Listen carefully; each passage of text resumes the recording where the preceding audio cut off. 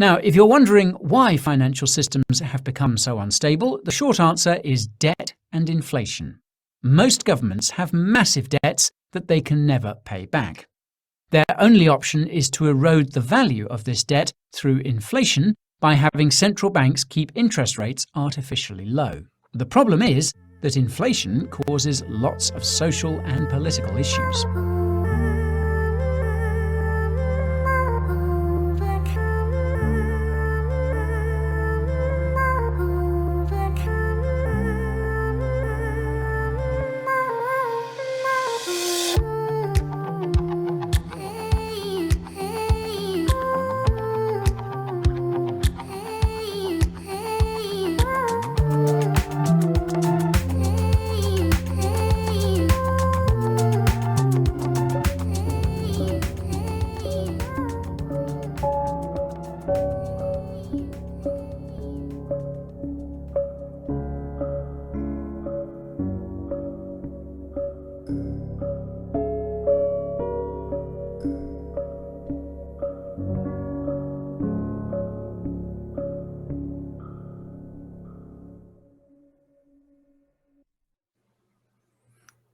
Hello, hello, hello. Oh my goodness. Preview. Here we go. Greetings, everyone.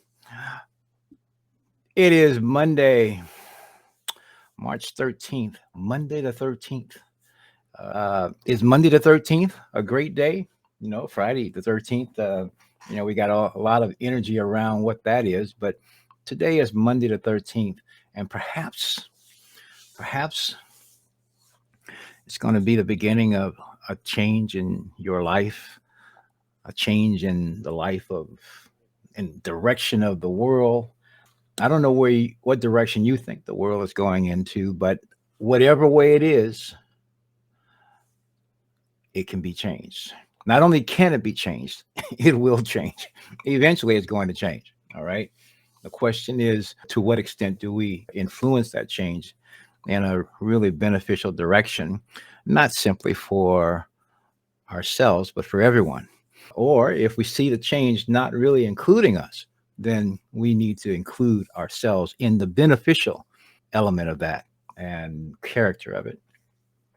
What you saw, as I'm looking over here, if I get a little background vibe going, what you saw was what we're going to be talking about.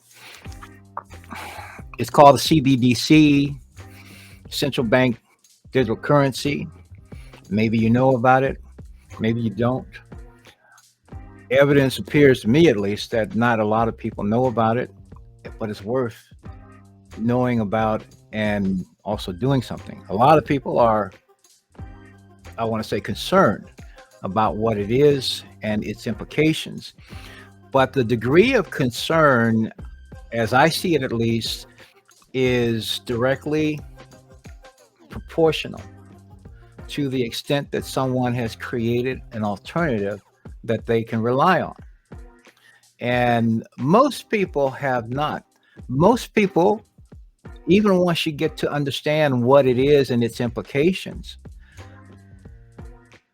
the people who are bringing it to you typically do not have or are not introducing a sufficient way of resolving, a sufficient way to mitigate the effects. So what I intend to do today is I queued up this video, which you'll watch. I'll comment on it here and there, but I want to do this. In fact, before I do it, this is like unscripted, right? I kind of decide I'm going to do something along a certain line, but from there, we're just going to make it happen. It's just you and me at this point in time. I don't have a huge audience watching what I'm doing, at least while I'm doing it, at least not yet. What I'm going to go to the end of this, to the real thing, because the end of this is having a solution, something that you can do that can help you to mitigate all of this concern. That is, so I'll say this up front. The purpose of this and everything I talk about is to show you something that you can do that makes this issue and this problem that people are talking about really a non-issue for you. Okay, because I've done a whole bunch of videos on this cooperative system, which is today, from here on, for the foreseeable future, co-op business. All right. So I'm saying this up front. We're going to go in and look at the CBDC. We're going to look at a couple of perspectives on it. And then from there, we're going to explain why and how the co-op system, the cooperative system, the ecosystem that it is, will actually, by that time, you see for yourself, okay? Because that's the whole idea. It's not for me to be pushing you toward anything. I provide the information, and it's for you to process it. It's for you to see, because it's you who are going to take the lead in your own transformation. It's not going to be me. So let's start with this, what the CBDC is. From Coin Bureau, I don't know the guy's name here, but he puts out information regularly on it's the financial space, it's the financial thinking, and it's the ecosystem and all the things that are associated with it. So I'm going to bring him up. I'm going to cue the background music down, and let's see what he's got to say. First of all, let's pull this up. I'll start it. Governments around the world are itching to develop their own central bank digital currencies, or CBDCs, and today more than 90% of all central banks are working on them. Not surprisingly, the development of CBDCs has accelerated during the crypto bear market. Over the last few months, dozens of countries have made progress towards their collective end goal of total currency control. That's why I'm going to give you a quick recap of what CBDCs are, bring you up to speed on their development in most regions, and tell you why existing CBDC projects suggest they will not succeed. This should be As the name suggests, a central bank digital currency, or CBDC, is a digital currency that's issued by a country's central bank. There are actually two types of CBDC: wholesale CBDCs, which will be used by select individuals and institutions, and retail CBDCs, which will be used by regular folks like you and me. In other words, there will be two CBDC systems, one for the people in power and one for the rest of us. The CBDC developments I'll be discussing today pertain to retail CBDCs. This is because existing research by central banks about retail CBDCs suggest they will have some seriously dystopian qualities. These include controlling how much you can save, how much you can spend, and where you can spend it. If you watched our video about the difference between CBDCs and cryptocurrencies, you'll know that the two are polar opposites. I think I should stop right here and just let you ponder that thought again, in the sense that the decision as to where you can use the funds that are allocated to that particular or represent these, what they call CBDCs, the discretion, the options, the final word is not yours. That's really kind of the point. I mean, maybe I should be quiet right there and just let it be there. But let's continue. CBDCs allow the government to control your money, whereas crypto puts you in control. You control how much you save, how much you spend, and where. And remember, the ability to truly own your assets and decide how they are used is the real definition of financial freedom.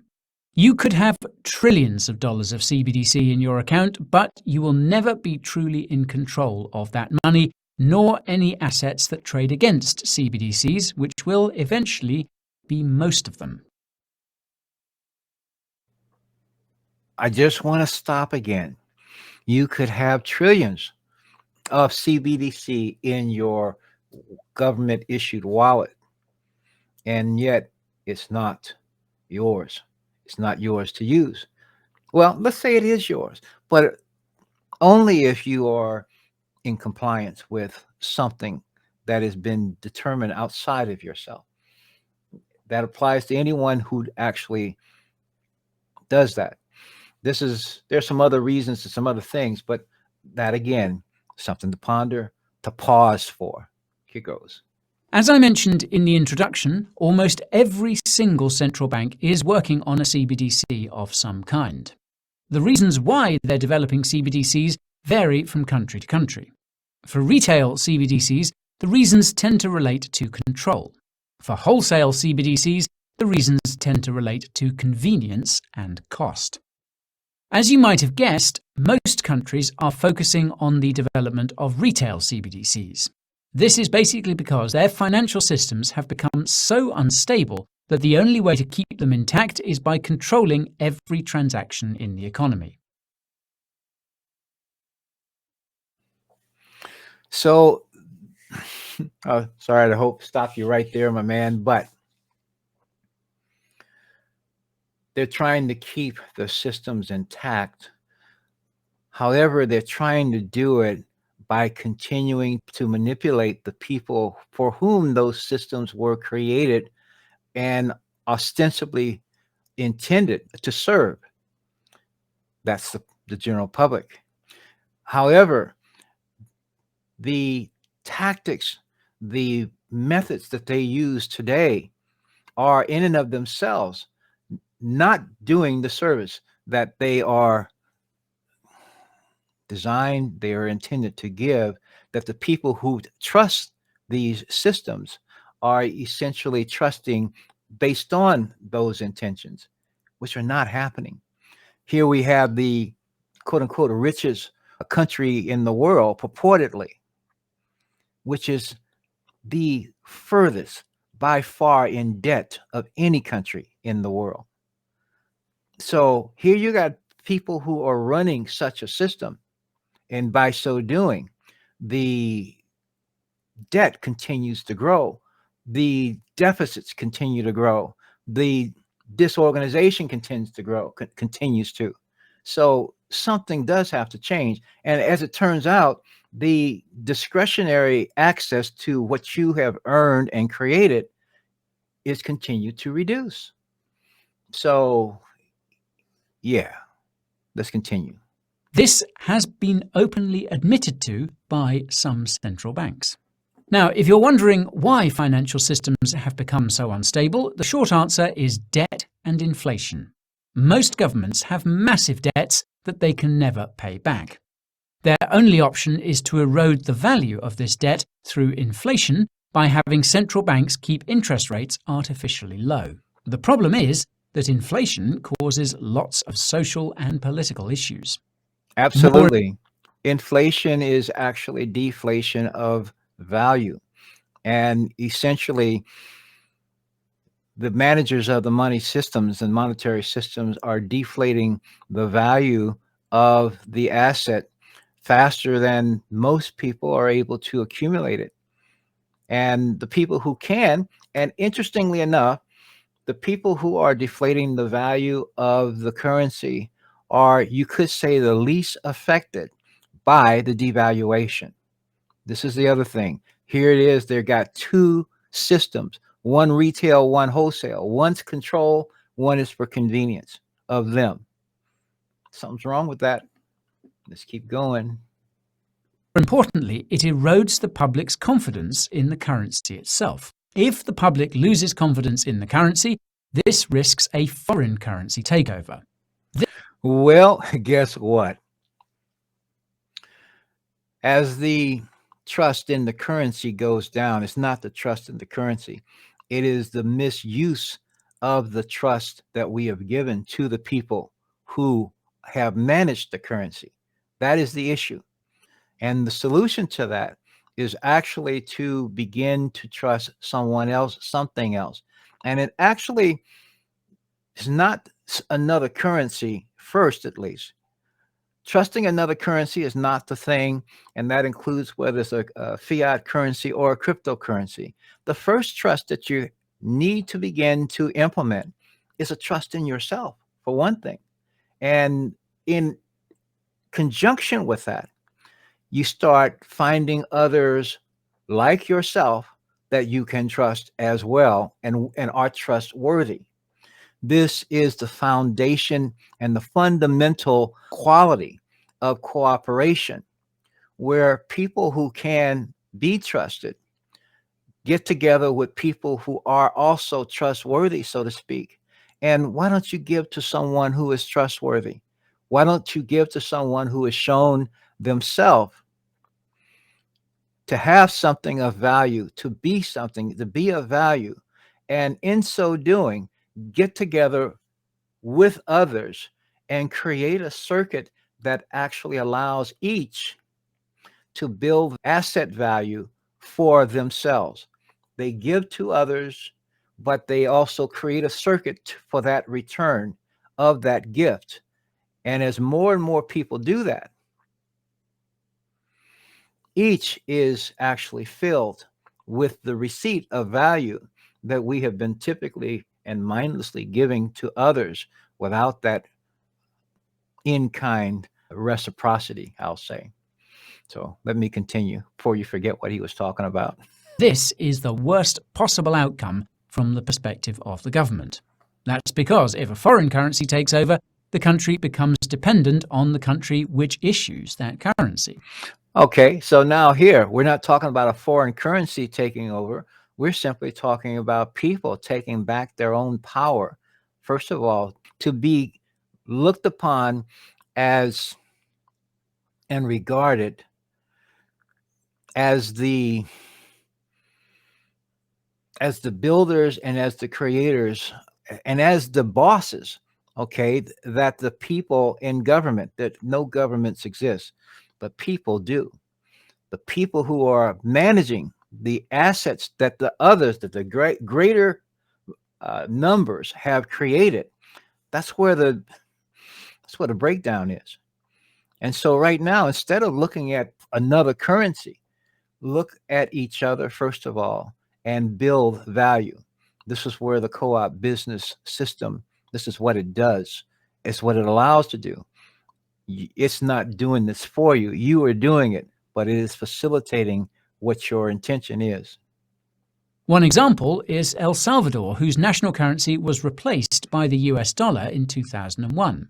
El Salvador's subsequent adoption of BTC is ultimately an attempt to escape US influence. Now, believe it or not, but this is the same motivation for most of the CBDC development around the world. Countries want to maintain their monetary sovereignty and don't want to be forced to adopt the US dollar, the euro, or the yuan, nor people want to retain their monetary sovereignty too. It's not monetary sovereignty, their value sovereignty. We have handed over our value sovereignty to our systems, to the banks, to the governments, etc. But ultimately, they are all people as well behind those corporate facades. It's people. And yet, unless people begin to see this, see it clearly of what is happening, and to some extent, I don't know how they can deny it or even ignore it now, but it's becoming more and more blatant, and that is what's happening too. Or be subject to the conditions that come with adopting a foreign currency. This is why smaller countries have been rushing their CBDC development, while larger countries have been taking their time. It's also why larger countries are more interested in using their CBDCs for other things completely unrelated to monetary sovereignty, such as social and environmental policies. Keep this context in mind as I bring you up to speed on the CBDC development in various countries. Now, what's interesting is that it appears many countries were considering issuing a so-called synthetic CBDC instead of an actual CBDC. For those unfamiliar, a synthetic CBDC is essentially a centralized cryptocurrency stablecoin controlled by the government, with reserves kept at the central bank.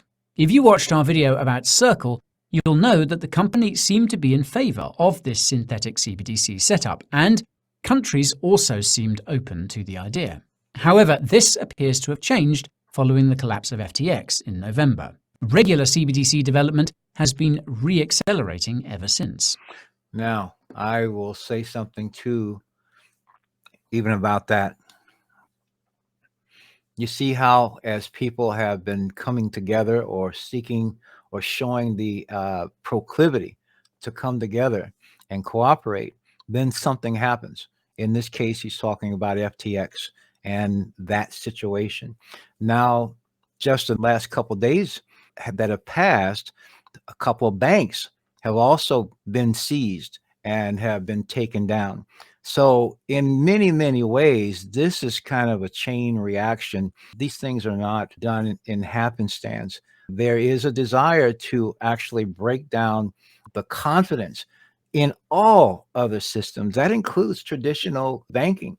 And this has been going on for quite some time, to the point that people are, well, first of all, they are developing more and more ability to control, and it's not control, it's more so as to influence. They want to control you by influencing. They control narratives.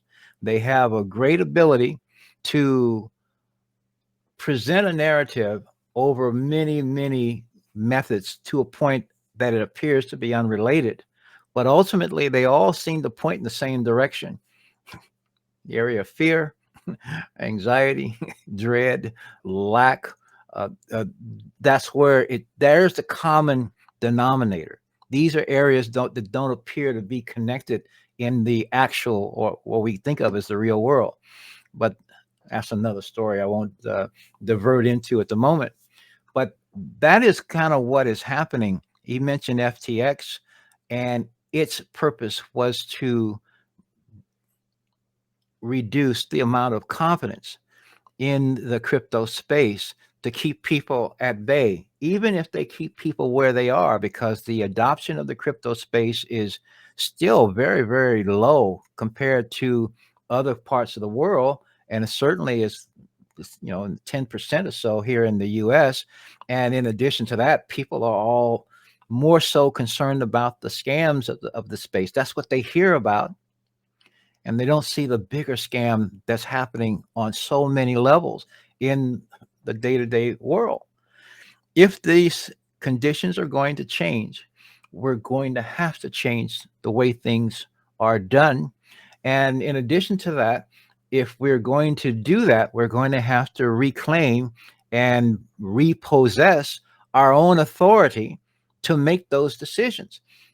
Everything he's talking about right now, and I'll show him. So before I go back there, everything he's talking about, these folks are planning this stuff, and they don't involve any input from you or me.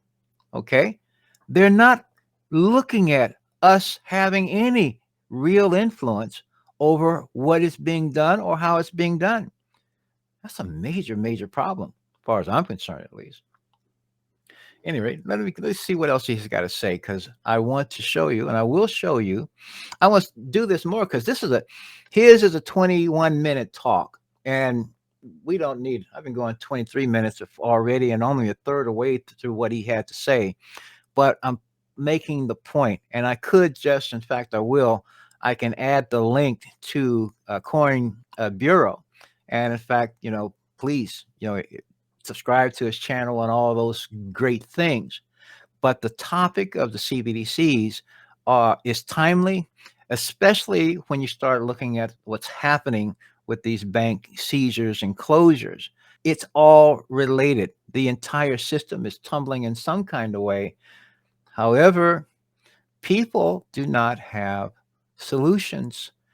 They do not have ways, generally speaking, to address this, to give themselves, I want to call it a safe harbor, so to speak, an alternative that's not really, or I should put it this way, that is, you can say, protected from all of this stuff.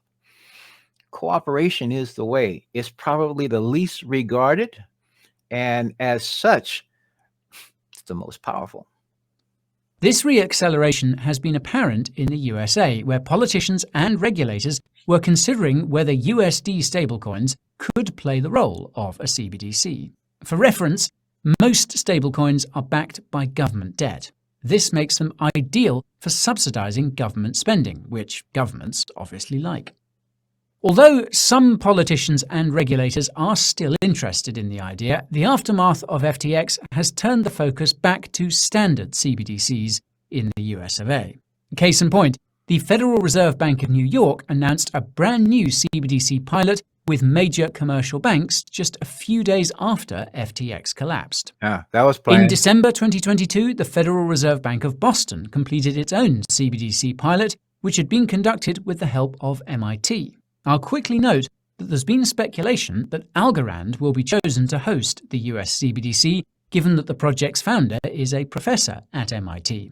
Well, I suppose we'll find out in time.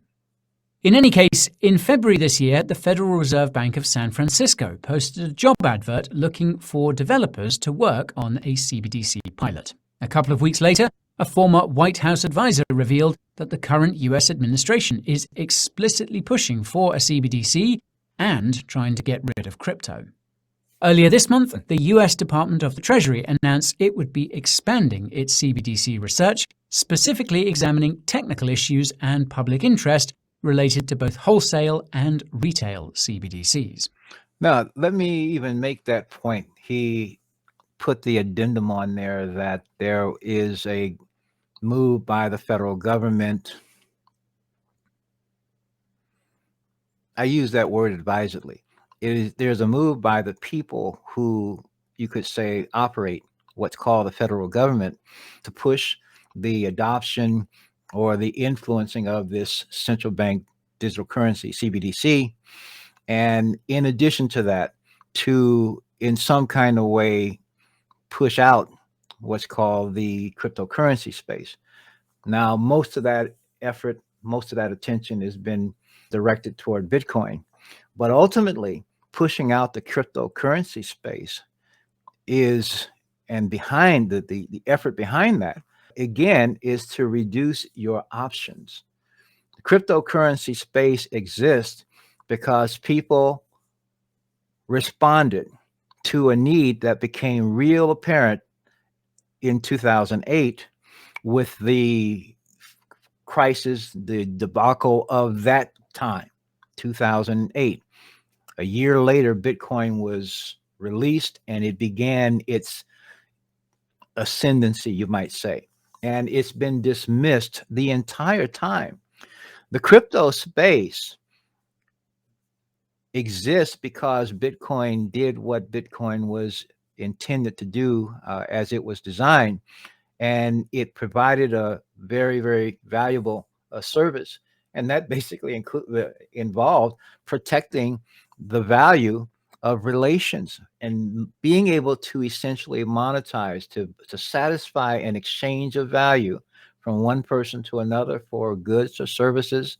But it was being done with this thing called a crypto coin. Okay, in this case, it was Bitcoin. But because it did, it spawned others and more. So today there are thousands of crypto coins, not all of which will have great usefulness, but the ones that persist, they persist because they have some usefulness. And here it is again, because Bitcoin did do what it did, it has persisted, it has grown in value. And now they're basically, people are today thinking that, well, there's what everyone is planning with the government, and then there is Bitcoin. Well, it's not just that. It's not that simple. But this is why the fingers are being pointed at Bitcoin. And then in addition to that, the crypto space itself, the cryptocurrency universe, I'd say, as something to be pushed out and to be, again, dismissed. It is a way, it serves a purpose today, perhaps more so than ever. I'll go with him a little bit more and then I'll conclude, because there's some other things I want to cover relative to co-op business. I want to talk about that. And I even have a perspective I want to share, another presentation, pieces of it. On when a digital dollar will actually be developed. That said, the Federal Reserve will be releasing its FedNow fast payment system sometime between May and July. Now, fast payment systems are analogous to CBDC systems. It's possible that the Fed sees similar cryptocurrency systems, such as Silvergate's exchange network, as direct competitors to FedNow. North of the border, meanwhile, Canada too is examining CBDCs. This examination likewise accelerated last autumn.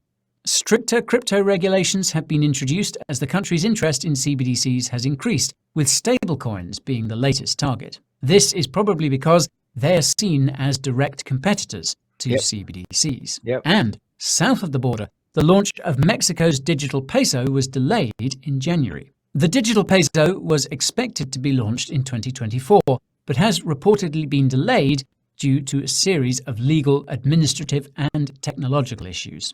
As you'll see, this is the tip of the iceberg of issues associated with CBDCs. Now, in the UK, where yours truly hails from, the Bank of England began accepting applications for a digital wallet in December last year. In January, the BOE began hiring people to develop the digital pound, dubbed Britcoin in the press, and offering around £60,000 a year as compensation to be head of the CBDC project. Well, good luck with that. In the weeks that followed, BOE officials made a series of promises to the British public about the digital pound. First, they promised that it won't replace cash. Then they promised that it won't replace stablecoins. People were skeptical because CBDC reports suggest the opposite. In February and March, BOE officials decided to be honest. First, they revealed that they plan on limiting digital pound holdings to 10,000 GBP per person. Then they revealed that a digital pound could prevent bank runs, effectively confirming that they plan on freezing holdings during times of crisis. At the same time, banks in the UK started blocking payments to crypto exchanges, which I'm sure is just a huge coincidence. That's done in the I States dare not too. imagine what restrictions they'll place on crypto investing once the digital pound is rolled out sometime in 2025. It's a similar story in the EU. In December, the European Central Bank published its latest progress report about the digital euro, which we actually covered in another video. If you've seen it, you might recall that the ECB decided to let the commercial banking sector handle everything bar the issuance of its CBDC. In the months that followed, ECB officials made a series of similar promises to the European public about the digital euro. First, they promised that it will preserve privacy. Then they promised that it won't be programmable. Again, folks were skeptical because CBDC reports again suggest the opposite. Well, I guess we'll find out once the digital euro is rolled out sometime in 2026. Elsewhere in Europe, Ukraine has also been hard at work on its CBDC. Despite some rather more pressing problems, the country has managed to continue the development of its digital hryvnia. The first draft of its CBDC was published in late November last year, and it likely won't be released until the war is over. That hasn't stopped Ukrainian officials from proclaiming that they'll proudly take payment in the digital hryvnia. At the same time, the Ukrainian central bank has stopped fiat transfers to and from cryptocurrency exchanges, even though the crypto industry has been helping the country throughout the conflict. On that note, I couldn't help but notice that the Ukrainian government recently signed a deal with BlackRock to rebuild the country once Putin's military has finished destroying it, whenever that might be. Boy. This is concerning because it suggests that the asset manager will force its lunatic ESG ideology on the war-weary population. This would be easy to do using a CBDC. As the saying goes, never let a good crisis go to waste. Oh, I want to hold on that thought. I'm going to put the link to this video, CBDC's almost here. I'll put it in the show notes down below. Why this really worries me. That's the title of this, because in doing this particular episode, it's about coming to a place of not worrying, okay? Having something that you are doing that's not dependent on what anyone else is doing, that actually can provide you with the compensation that is needed, that is desired, however you want to say, to continue living, to continue your life, not just continue, but to improve it. The Let me do this. Yeah, go on. I'm switching gears just as we go here. I started Co-op Crowd. I joined this platform called Co-op Crowd.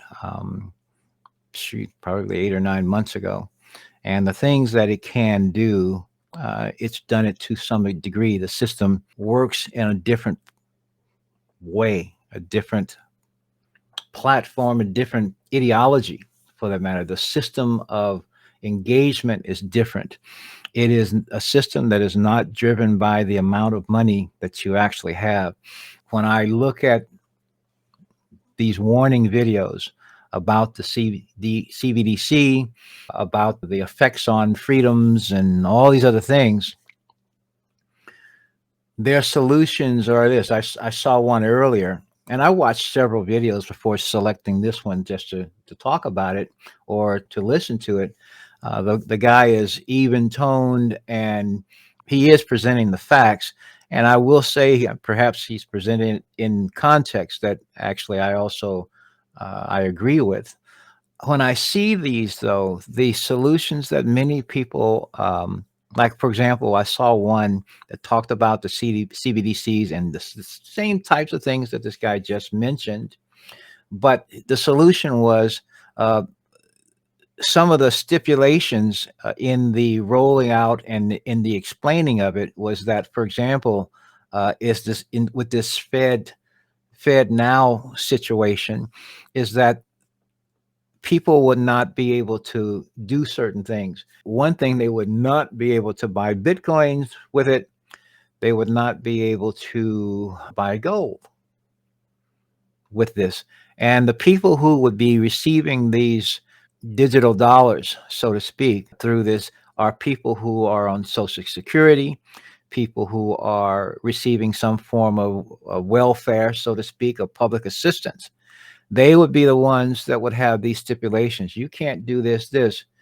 Now, as one, for example, who receives Social Security presently, I contributed to that system.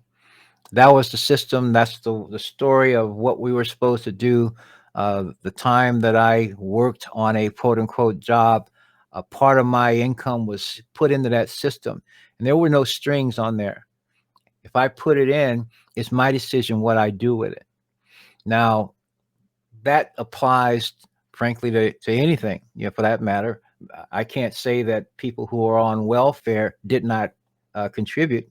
They are doing something, and we tend to judge people for the money that they have or do not have, which is part of our problem, because we treat people who are perceived not to have differently than we do people who are perceived to have, so to speak. That's not wise, but it's what we do. And it's something that needs to change. So, but I say all that because they don't get the right, they don't get the ability. Again, this isn't government. These are people behind the facade of government. These are people who are making these policies, who are doing this. These are people who are not affected by the policies, or they think, not that they are not, they think they are not affected by the policies that they are implementing or trying to implement. Because, frankly, first of all, these are not implemented. It would be unwise to act as though this CBDC thing has already occurred. It would be unwise to do that. The people who are planning that system, who are trying it, well, it's their vision. It ain't mine. And frankly, it's not many people, except to the extent that they don't create anything, any alternatives that are more useful, that are more desirable for them. There are ways to create alternatives that are more useful and desirable. Everyone has the ability to do so, except if you listen to someone tell you you don't have any options, and you listen to them and don't question them and don't look to yourself to see, if you can, you do something. Okay, what can you do for yourself? So that is one of the reasons that I have stuck with co-op, the co-op system. When I began, we started it was Co-op Crowd. It's still Co-op Crowd still exists. However, the developer has just, we're talking just weeks ago, introduced CoopBusiness. And the way he introduced it was to keep Co-op Crowd there and then to create this entirely, I want to say new, but similarly functioning platform called CoopBusiness. And the people that I work with, his name is Greg Baldwin. From time to time, if you watch my playlist on, I call it Cooperative Wealth, and I've changed the word to business on there, but all those videos were done when it was all Co-op Crowd. I've changed all the links on those videos to reflect CoopBusiness now. But in the videos themselves, all I'm talking about is Co-op Crowd. So up until about 3-4 weeks ago, that's all there was to talk about. However, the system itself, a cooperative value generation system, it works on the principles of cooperation, and it basically is a place where you are taking an amount in, and everyone is doing the same. It's not based on how much money you have. It's more based on how much heart you have, how much self-confidence do you have, how much a commitment do you have to improving your own life, to realizing your own dream.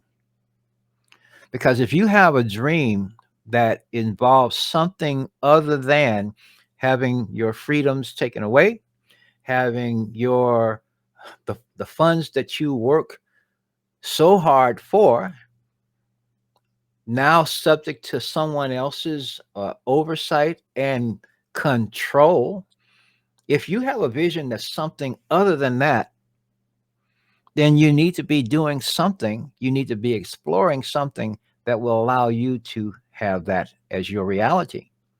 The reality does, I'm about to say that it doesn't exist yet. And yet, in some respects, it already does exist. Because quite frankly, of many of the things that the banking systems are doing right now, they have that level of control. And it's been exercised, and it is exercised from time to time. However, the crypto space, and that includes the cryptocurrency arena outside of Bitcoin, it does serve a function, and it has become practical and practicable to actually function outside of, I mean, even to the point where through some media you can, or through some institutions, you can actually you can have your crypto portfolio, and you can put value into an account from your crypto portfolio, and essentially operate it like a debit card and use those assets to do your various transactions. This is increasingly easy to do. The thing is ramping up into the knowledge and the awareness of the space itself, which is rife with potholes, with people trying to get your information, people trying to suck you dry. They are all over the place, but they are not exclusive to the crypto space. They are all over the place. The reason why we're having this monologue right now is because our entire system is doing just that. The people behind the facade of this thing called government, for example, the people behind those corporate facades called banks, these are just people just like you and I. The people, those anonymous people who are here and there trying to get your information, they're trying to get your passwords, they're trying to convince you that they have some information on you that you would be embarrassed to have anyone know about, and just send them some crypto tribute, and we'll call it a day. Or I mean, I get emails every day of someone's from some agency, some of them from the FBI, some of them from this, and they've got 2 million, 3.5 million that are ready to send to me. They just need me to verify this and send them my information and stuff like that. Do you get any of these things? This is happening. Your information is gold. It is more valuable than gold. It's because you are more valuable than gold. And yet we have been educated to the point of thinking that unless we have some initials before or after our names, or unless we've got a book out on some kind of a thing, that that opinion is worth more than ours. So people are used to actually just being quiet. They don't they don't grin and bear it. They just bear it. And that's right now the problem. We got to speak up, but we also have to do something to change this course of events. It begins by trusting yourself, by committing to benefit yourself, to include yourself in the benefit. To benefit and do things that includes you does not mean excluding others. But many people are in a mindset that to do one is exclusive of doing the other. That's an either or mindset. And as I was telling a friend yesterday, we're having this conversation about all this. I said, I'm not an either or guy. I'm a both and dude at this point in time. You know, it's not like I'm going to throw everything else I've known out with the bathwater. The point basically there's something new to know, and there's something new to do that will actually make for a better outcome than we've ever known. That's what cooperation allows to occur. So I'm going to spare you. First of all, I got a lot that I can share. I have talked about my map of consciousness. We're not going to talk about today. I'm going to show you the co-op business site, and just showing you, because this is what basically needs to be done. This is the co-op business site, and it talks about how it works. And I'm going to scroll down a little bit as to here's what the site says, but I'm going to go along with you. My invitation link is below, and I'll say right off, I want to invite 3 people. I want one person, perhaps you, but I want that to happen 3 times, and I want to do it. I need to do it in a timely manner. But the idea here is that each of us needs to join this, and 3 people we need to invite to do the same thing that we're going to do. So here it is: co-op business, cooperative business building platform. That is what it is. And David Rosen, the developer of this, added the business aspect to it. And okay, if that floats your boat, his passion is here. It is in line with all the other things and this vision that he has held on to and he has built for the last 20 years. And so we are riding the wave of the developer's passion for what he has created and for what it can do for each person, as each person does this for him or herself. Okay. So it's a cooperative. I would put here value building system. Co-op crowd is the same way, but we are focusing and we're going to build this with co-op business. But if I'm doing my own editing, which I tend to do, this becomes value. Business means nothing to me. Value means everything to me. And so this is and it is revolutionary. It is cooperative. It is a value building platform, and it empowers individuals to be become owners of their own value and controllers of it. You are in a position to restore, to build, restore value, and I call it negotiable asset or negotiable value assets. That's would be what. So that would be NVAs. Okay, we are in the world of the time of making acronyms to everything. Negotiable value assets is what you are creating with the co-op platform. And so now let's go on down.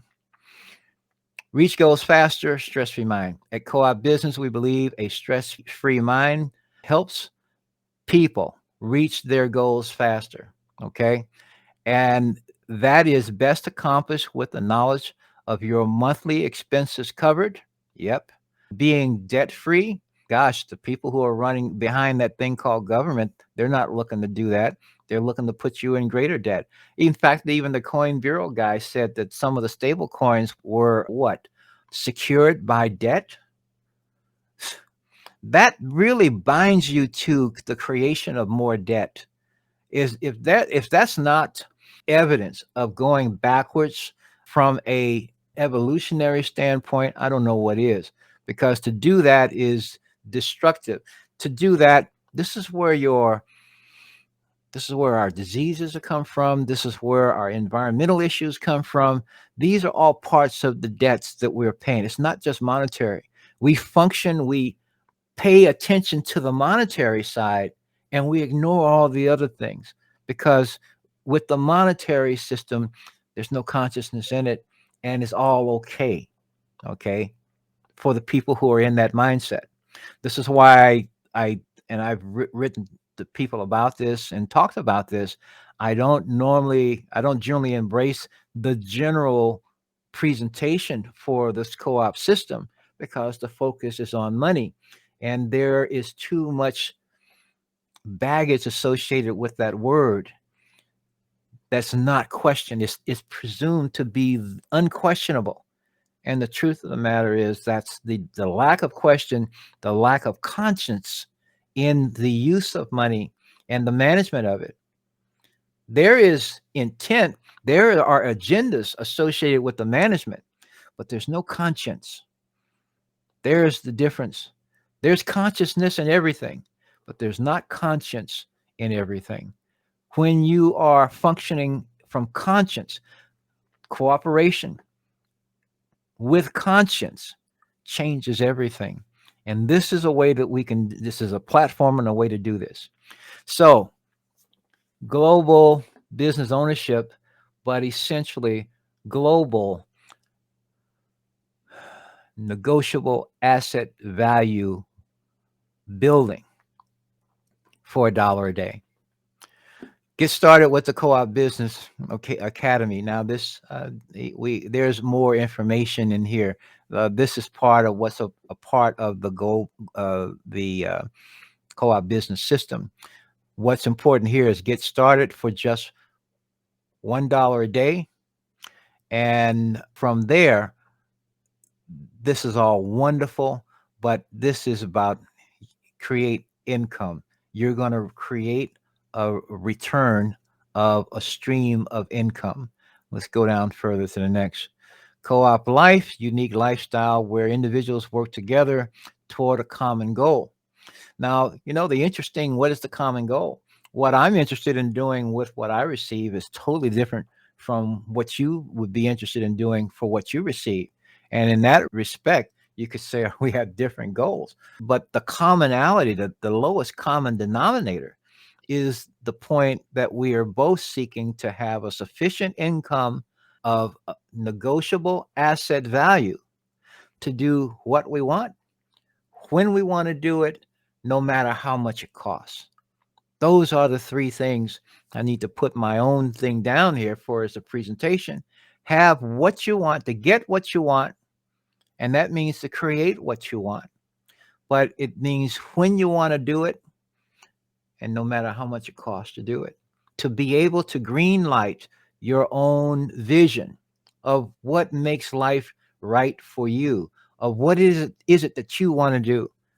If you're sitting listening to me and thinking of something that you want to do, when sometime down the road, just like the guys who, want to, own the world, it's down the road because they don't do it now. And when down the road shows up, other things will have happened that it'll still be down the road.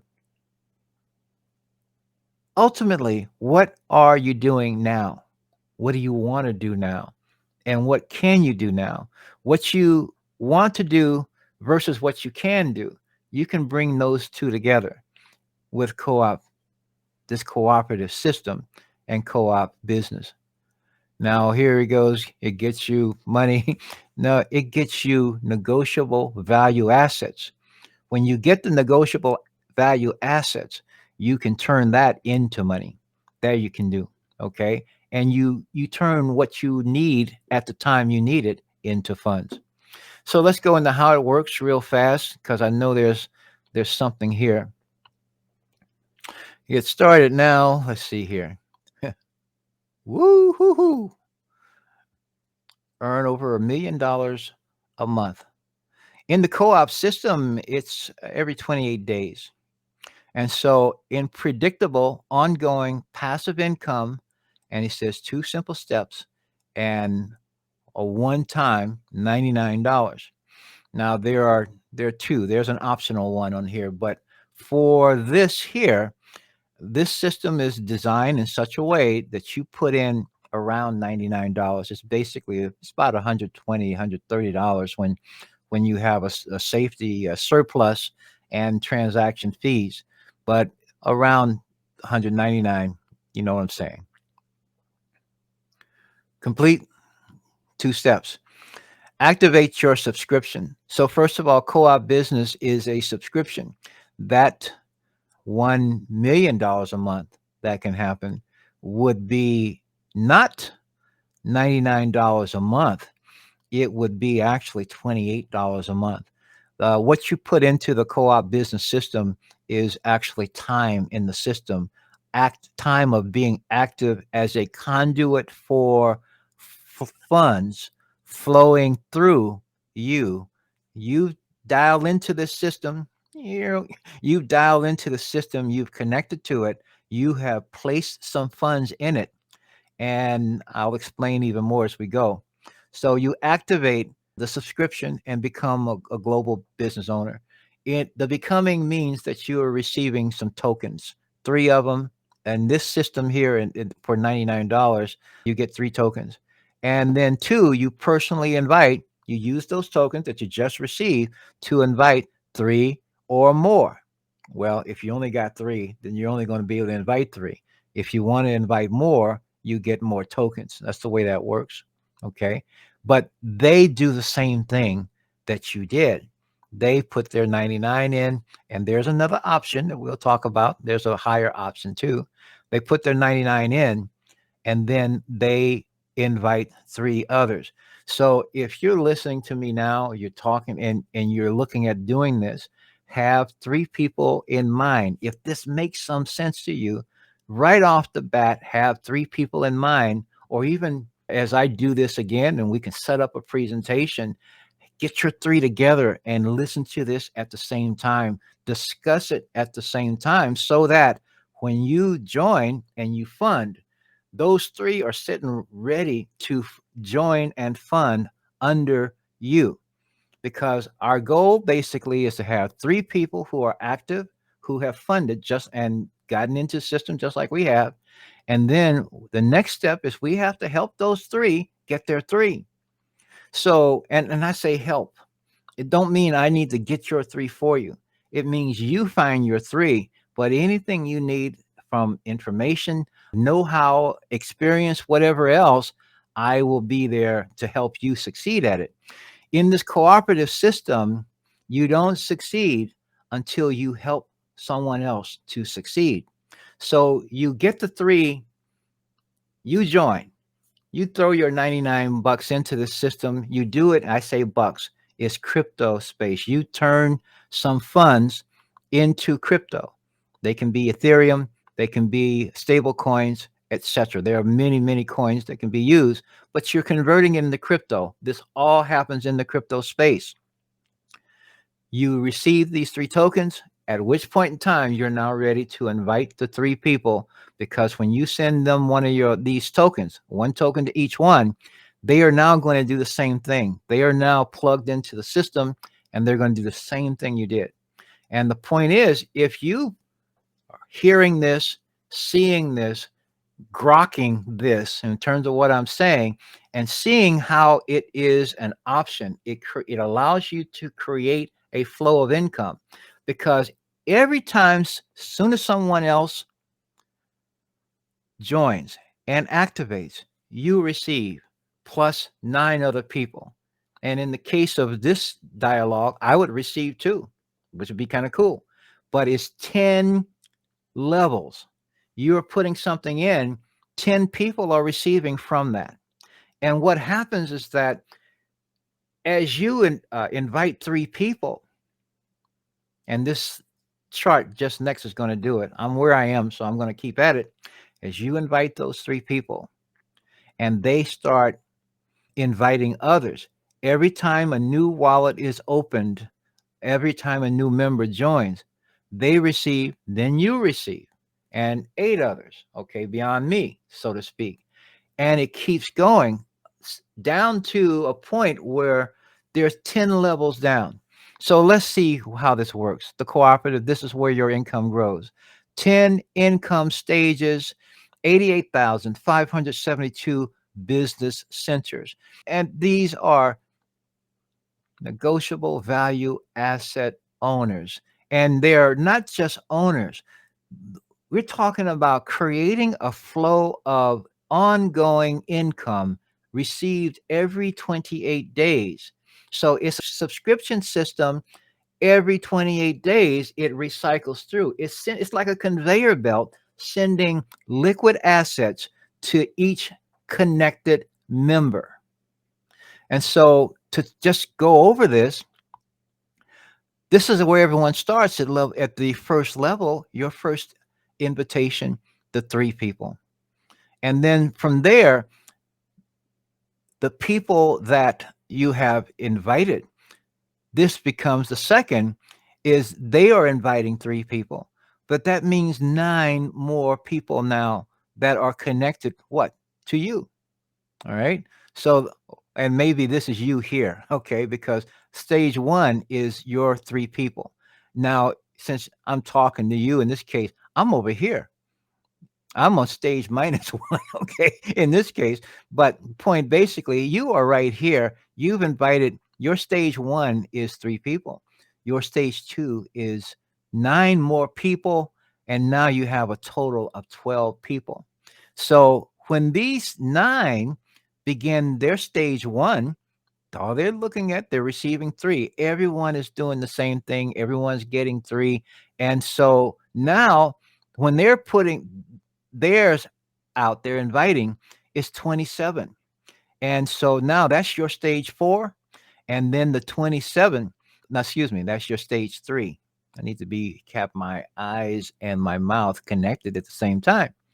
Stage 4 is your 81, and it keeps going up. You see how it builds.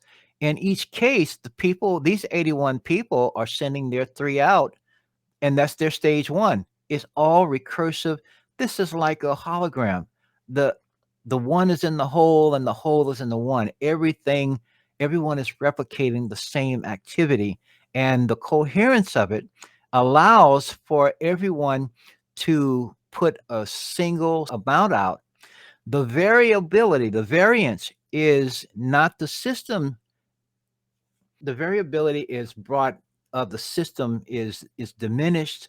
The variability becomes the individual and their own, I don't know, beliefs, their own levels of confidence, etc. One of the beautiful things about the system, though, is every time a new person joins, because I talked about stage 1 and stage 2 here. When you have 3 people, you're 3, and they've joined, every time someone joins, you are receiving. When the people that your first level have invited, when they have their three, that every one of those, when they activate, you are receiving. The person that invited them directly is receiving, and you are too. And when this is completed, you will now be receiving every 28 days more than what you put in. So therefore, you will have received your funds back, and you will also continue receiving it from now on, as long as you've got 12 who are active. And the thing about it is that when this group here has, well, first of all, starting here, when this group has their 12 who are active, the same thing applies to them, et cetera, et cetera. It keeps going on where each has enough coming in because of the continued activity of the people who have been invited, and they're starting their process. You don't have to know or even care about having 88,572 people. All you have to know about is directly is three, and then you could say indirectly is the three of the three. So that's 3 plus 9, that's 12. And so when you've got enough, when you've got your 12 active, two things happen. In addition to the royalties that you receive from the activations, the system kicks in an additional 25% bonus. You get a raise simply for creating that 3 and 9. For having that active 12, you get yourself a 25% raise. And therefore, from then on, the flow has been established. And then, as more people from the people that have, you can call them your progeny, as they continue to replicate this activity, if we do this properly, this happens quickly. And I will say, I haven't done it properly if I'm going to make a judgment, because at this moment, do not have three who have their three. I have more than three, but having them all in sync it has been my experience. This is not a challenge, it's been an experience. It has helped me see so much about human nature. It has helped me see so much about why we do things and why we don't do things. Especially, we do things to our detriment, and why we don't do things to our benefit. How we listen to others tell us things and don't have, in fact, tell us things that we know are not to our benefit, and we follow their advice anyway. We are so used to doing those things. We're used to trusting others because they've got initials in front of or behind their name, or they have a title, or they have a position. We are used to doing those things, and it's part of our problem. This is about owning yourself. This is about reclaiming ownership, because you never lose ownership. You just lose the awareness and the practice of your ownership of yourself.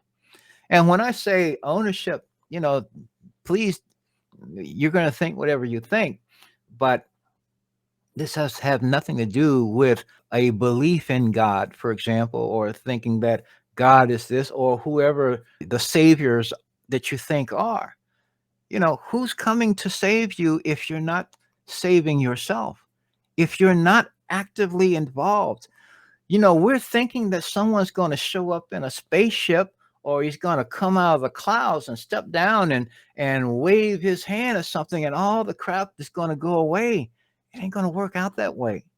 If something is that powerful, and I will suggest even now it is that powerful, but the power exists to show up as you, as me, not for you necessarily in your life. If you are unwilling, is there a word called diswilling? If you are unwilling to be open to a positive idea, if you are of a belief, such a belief in the negative possibilities of things, nothing's going to help you until you choose to change that for yourself. It applies to me. there are a set of laws that apply to everyone and everything. And we have this habit of trying to do our best to conform to laws that I call flaws. They are flaws in thinking. And we have, because we've been told these are laws of this or that, and these laws are based on an incomplete or an incorrect view of things, an incorrect interpretation of things. We're supposed to follow them without even thinking about this stuff ourselves. If you spend the time to figure things out for yourself, if you spend time in quiet spaces and allow yourself to receive what I call inspiration, you can't receive expiration, okay? But you can receive inspiration because it comes from within you. And when that inspiration, when it makes you feel good about the possibilities of it happening, it's because it's within your power to make it happen. But you can't bring your fears to the table. You literally have to set your fears, your prejudices, which is basically prejudgments of things, where we're deciding something can't work before we've ever done anything to try to make something different or better happen. So this system does these things. When you've got your first and second stages work active, now this 9 group is sending out 27. They do this, they repeat what we've done, and then this group is sending out 81.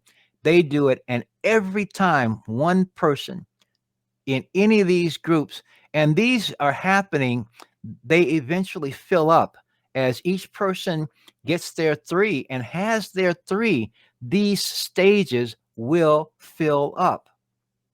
So all I have to concern myself with is the first and the second. The first, I'm learning and I'm establishing my position in this cooperative. The second one, I am helping 3 people who I invited do the same thing that I did. And in doing so, they are also learning what I learned so that they can help the people that they involve, because their success is also based on the succession of the people that they invited. This is how this situation can change, because the amounts of funds, when we go back up here and it has this bold statement that you can earn over $1 million a month. And actually it's more than that, because in the co-op system, there are 13 months to a year. 1 month is every 28 days. And so you get an amount every 28 days, and it's based on the anniversary of the start date of every member. So as time goes on, you're receiving new income every day, if not every minute. So here, and this is what they're showing here. This is an animated, they're showing the cooperative, and they're calling these GBOs, Global Business Owners. We cooperate as a team. We each registered 3 or more GBOs, and they're looking, this model is based on 3 days. The truth is, this is doable. Your cooperative is complete within 30 days. Not within 30 days, in 30 days. If it took each to do it in 3 days, which is definitely possible, even if you're doing 1 a day, in 3 days' time, that 3 would be done. So the next group, if they were doing their 3, in 3 days, then frankly, in 6 days, you've got your first 3 done. So the thing about it, because this would be repeated, if every member on every crowd stage, does this in 3 days' time, and there are 10 crowd stages, it means that in 30 days, your cooperative would be complete. And therefore there would be 88,572 people. And literally speaking, you would be going from roughly $99, roughly $120 to almost $1 million, around a million. I think it's 972,000 or something like that. Every 28 days. Oh, there it is here. We each received $972,573 every 28 days. Because at the bottom here, now on your level 10, there are 59,049 people on your 10th stage, right? But they are on their first. So now, where before you didn't have anyone as you started, now there are 59,049 wallets all connected to your wallet. Now, at this level, I wouldn't be receiving anything, because at this level they would be the 10th on mine. You see how this works. And so there's renewal. This is entirely liquid system. And this is the basic plan that everyone does. There is one other option, and I don't know. Here it is right here. Excuse me. The other option is called the combo cooperative, and is everything that you just saw, and it is inclusive of everything that you just saw, with a difference. And the difference basically is that you are receiving one additional token, and it's called the Co-op 280 token, and you're putting in a different amount. And this, I'll say this right now, this amount is incorrect. The amount that you would put in is 379. So the $15 is going to be for something called an NFT. So you're going to be receiving 3 NFTs in addition to those 3 tokens that you will be using to invite your 3 people. When your 3 people join, they will also be receiving one of the NFTs that you have purchased that are part of the global business ownership scenario. So that's referred to as a non-fungible token, and it's a unique identifier. Everything else is the same. The combo is $11 a day, as opposed to the $1 a day of the basic, if you will. And so again, it's 379. And I'm going to take this time to just I'm going to log into my account real fast, and I'm going to create an invoice, and you'll be able to see the invoice. And you can see I'm lapsed. My 280 cooperative is not active. I'll eventually activate this, but I am active on the other. And so here's the time thing. There's a timer. So it is always keeping track of the amount of time left. When you get tokens, it's time in the system. It's active time of receipt in the system. You will have deposited into the system, and in order to receive, you will have to be active. So I'm going to be changing this because I actually do have some co-op 280. That's the income, but right now I have none. Oh, it looks like I've received something. Nope, I haven't. See, so I can't even show the 280 dashboard until I activate this, and I will have to activate this by putting some funds, getting a co-op 280 token. What I'm going to do right now, though, I'm going down to my co-op tokens, and once you join, this is what you're going to be doing. You're going to buy tokens, and here you are. Co-op 28, co-op NFT. These are you 3 of these, 3 of those. So that defaults. And based on what I'm paying, let's see, it's $120.48 is what I would have to pay. Now, if I want to do the co-op combo, I clicked this button alone, and all I need is one. I can purchase more than one. And this nice thing about this, the system automatically updates, but each token gets you 28 days of activity in the system itself, in the co-op system. Now, if you're real confident like I am and was, and still am for that matter, then you can get this done within 28 days. And especially if we're of a mindset now and a commitment to doing this in 7 days, or like in this particular thing, in 3 days. The point is, you got up to 28 days for that token to be active, for your position to be active. And so, what you're basically doing is that you would purchase, you select as is shown here, and then we go to continue. And continue is going to create, you decide your payment method. I cannot presently do this with my co-op wallet because I don't have a sufficient balance to do that. So you can create with a credit card, or you can create using cryptocurrency. Now, since you're listening to me or talking to me, or you're hearing this from me, you can do this by going this way too. So this is what we're going to do. I'm going to click on this, and now you start seeing the full cost. The full cost is 413 and 11. This includes the transaction fees. It includes something called a safety surplus. You actually will allocate more than is actually needed in general. When I first started, this was $40. Now it's 20. It basically allows for you to have enough so that you can handle any transaction that's going to possibly come up.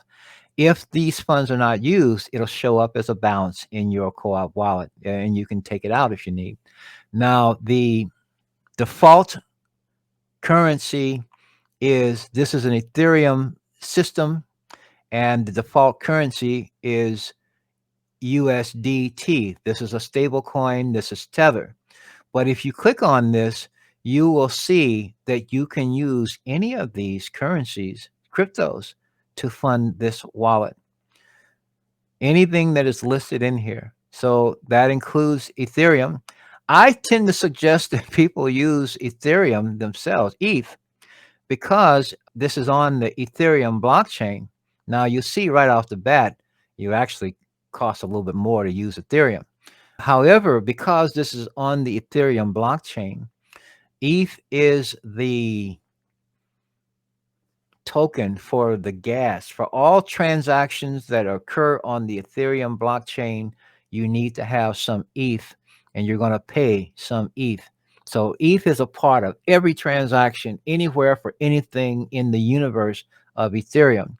And it applies here as well. And so if you go and say use your Tether or USDC, any one of these, for example, it turns out, let's see, if we're using USDC? USDC is just $1 less than using Tether, but let's see here, USDT. That's interesting. Well, the price of these tokens change. Here is the Tether on the Solana blockchain. Okay, all of these are available. So I'm sitting here playing, and let me just finish. Now that you have the amount, if I were going to choose Ethereum, then you would go to your wallet. You need to have enough in the wallet. So I'm going to click on my MetaMask wallet, which you'll be able to see. I don't have a lot of funds in these things, but I do have some, and you can see all I got is $46 in here right now. So if you were going to do this through credit card or debit card, there's a way that you can buy the crypto without going to an exchange. And you basically do that by clicking buy.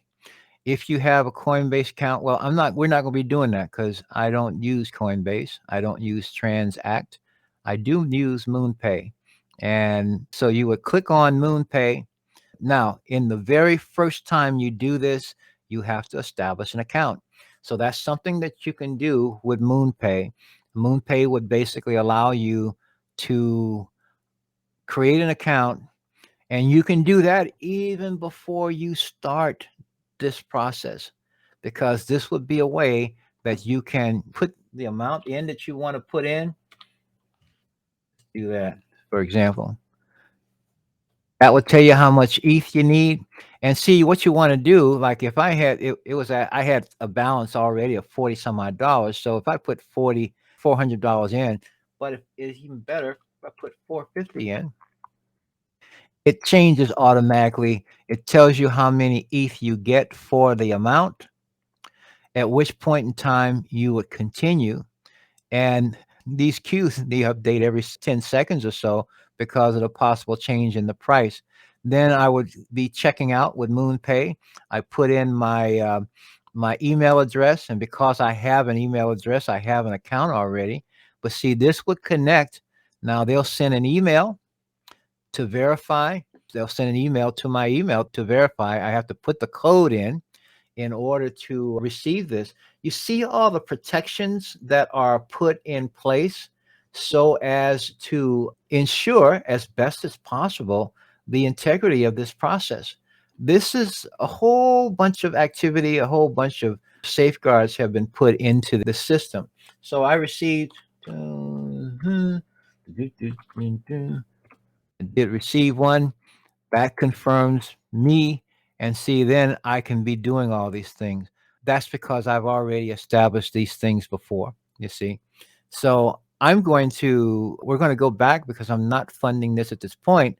But what you would do is that when you have the funds, MoonPay will send those funds to your wallet, at which point in time, this is the address that you're sending the funds to. You can click this and do that, right mouse click and copy, or you can just click this and it tells you it's copied. This is the address that you will put into when you're sending. Because when you have the funds here, you will click send and you will enter the address that you just copied. Boom. And then you put the amount in. And in this case, you put the exact amount in of the invoice, the 414.11. You put that amount in. If I do that, excuse me, isn't that not cool? You just do that, and then you put the exact amount in. Now it's going to tell me, say I don't have enough, which I know, but you see how this works, okay? And so if you take the steps to establish a MoonPay account up front, even before you do any of this stuff, and then put some in or just establish it so that you know it works, and you can start with put $100 in, and then it will send some funds to you all into your wallet, whatever that wallet is. I'm using MetaMask presently for this. This can be Exodus. It can be whatever wallet you're wanting to use. But from that, then, wow, this is kind of blank, isn't it? You put the funds in and you press send, and then that's how that starts to work. So this is where you go to get the process started. And for any of you and all of you who are even watching this and sticking with this, I thank you, first of all. This system is one, and I'm going to log out here. I've got two screens in front of me, and they look somewhat the same, but one is active and the other isn't for what I'm doing. Cooperation is a way that we can build. I have there's a meeting that we attend. There's a Zoom call that I attend every Saturday. The fellow that I work with that has put this up, his name is Greg Baldwin. I'll call him Tireless. He's a tireless guy and very sincere on the desire to help people to affect the difference in their life. Now, I share that. I have the same sincerity. In fact, I'm not going to go into the map of consciousness at present because I've been on this for 90 minutes already. Time just starts to fly. I don't think of time. However, that being said, when I saw the reactions of people to this co-op system, more so the non-reaction, the disbelief, and the proclivity to just assume that it was like something they've already seen and they've already been burnt by. I've been burnt by things just like anyone else has. I saw the similarities to everything else, and yet I stayed present to see what is this. Because if there's something different about this that makes it different from all those other things, then it'll keep holding my attention. And that's what happened. I started to see it. And I did this some years ago when I started with my vortex generators and water. When I started to see the differences, it held my attention, and it kept holding my attention to the point that they need to be everywhere. Anyone that is using water for any purpose should have a vortex generator on the line prior to that water, prior to interacting with it. And the thing about it, though, is that unless I was willing to go with what I saw, I assessed the information internally. Because if you're listening to what people are telling you, and you're listening to people who either they've got an agenda, they have a need for following a narrative, they maybe want to keep their social or their professional standing. There are many, many reasons people are doing the things that they're doing, but it doesn't change the fact that these actions are detrimental. And so if we want to change that, we're going to have to listen to another source. And that source is inside. And that other part of that is you're going to have to trust another source. And that source is also inside. The power is inside us. Yeah, you trust God, but guess what? Being whatever God is in you. It is who you are. It is certainly the you-ness.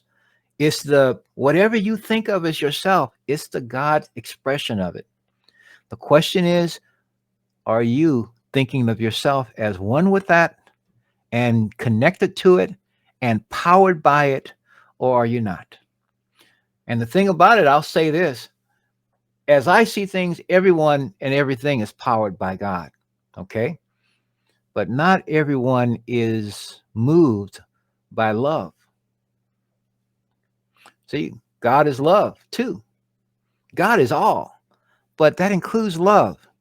And it turns out that when love is a part of what you're doing, you do different things than when it isn't. And typically speaking, our foray into money, our relationships with it, and everything else don't involve love. They involve other things that are considered important, and love is not. So we must love, from where I sit, more so than anything else. But if we're loving when we're doing anything else, it improves everything. Instead of chasing money, co-op crowd, etc., co-op business, etc., being a magnet for it, another story. It's another experience. So I'm going to sign off. I'm going to take a breath. I'm going to put this up on my other site. So I'm going to listen to this. So that's the whole thing. I'll watch this afterwards, but I will invite you to join. My invitation link is below. I will add, once I'm done, I will add the link to the video, the Coin Bureau video that we were watching. You can watch the rest of it, or you can find it. And the point is, let's talk about this. You can reach me. I will say this because you can reach me at adam@loveishome.co. I've created an email there, and I'm also going to, I'm putting up and still figuring out how to make the map of consciousness available, in what form. So I have finished the map of consciousness. It has continued to evolve, and I think it's going to be a great, great tool for people to actually see where their thoughts tend to be, where their actions, where their feelings are, because no one knows you better than you do. And the fact that we go to so many other people to tell us what we ought to be doing about ourselves, it just shows how we've been trained to dismiss ourselves. It's time to embrace yourself again, to love yourself again, and realize it's not a bad thing. In fact, nothing really good happens unless you do. And that's something that someone who's just doing it for the money don't really care about. So I did all that talking, didn't do my background music and stuff like that, but I was in my own zone, and that's all good. So I'm going to thank you for hanging with me and sharing this, thinking about all this. but also thinking about how you can change your reality, yourself, how you can change your economic, how you can change your experiential. It's all connected to our consciousness. Everything that we want, as well as everything that we have that we really rather not have, is all there because of consciousness, and the relationships are all changed with a change in consciousness. And that applies to everyone. So I will call it a moment now. Oh, almost 100 minutes. But thank you so much for watching, for visiting with me, for being present with me. I talk about when two or more are gathered in one's name, or in a purpose, a unified purpose, the power of each is amplified. And this cooperative system, you see how it works. It is possible. And but it can't be done unless you do those steps. And the first thing is we step up for ourselves. So with that, thank you so much. Till next time, I'll say peace. I'll say be well. I'll say be prosperous, be loving. And I love you all. Here we go. Thanks a lot. Take care now. In my stream right now. Boom.